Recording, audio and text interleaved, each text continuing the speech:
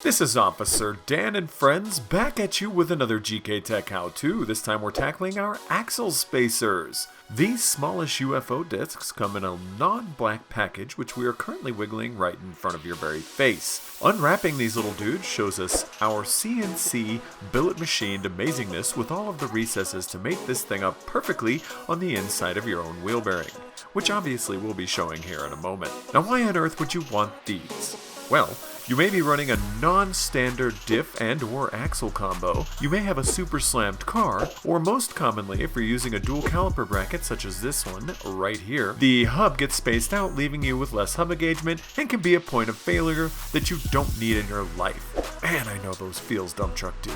Anyway, we have many flavors for you to choose from, and they fit all SR, Z33, 350Z, V35, and G35 chassis. Hot damn. We have a separate model for those of you rocking GTRs or Z32 twin turbo axles.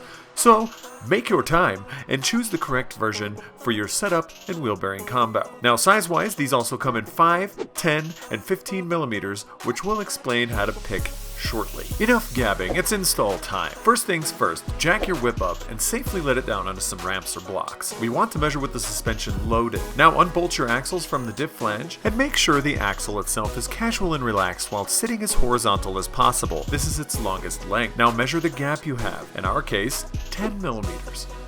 Now we're going to head over to the faithful metal top surface we call bench, and, for instance, we have a base gap of 10 millimeters and we want to run this dual caliper bracket, which comes in at 7 millimeters as shown right here on the screen. Using science, this means we have 17 millimeters of overall gap once the dual caliper bracket is fitted, which then means we would get the 15 millimeter axle spacer, as that is the closest to what we need. Every setup is different and there are many factors that can come into play, so make sure to measure 4 times and buy once.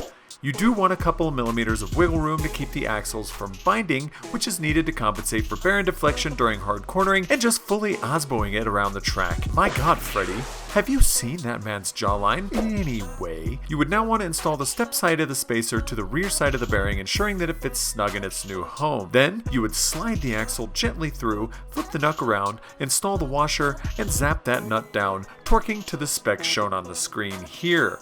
If you're using the 5mm spacer, you can probably skip this next step, but if you're using the largest ones, please don't skip this next step. Reason being is the axle will sit further back in the big boys, meaning you won't be able to fit the split pin, so mark the axle where the hole is, then the nut, with your favorite marking utensil. Remove the nut and toss it into a clamping device and notch that sucker on your marks, as you can clearly see on the screen here. Zap it back on, then re-torque again to these settings, shown right here on the screen. Pop the pin in, and spread those wings, baby. And my god, you're all sorts of properly spaced. Here we're showcasing 2 guys, 1 screen. All of the fun with half of the disgusting. So go subscribe. If you can't install these, please have a pro do it and reach out here with any questions. This has been Officer Dan, Johnny Caps, and Torque Arm Zach with another Gktech how-to. Peace.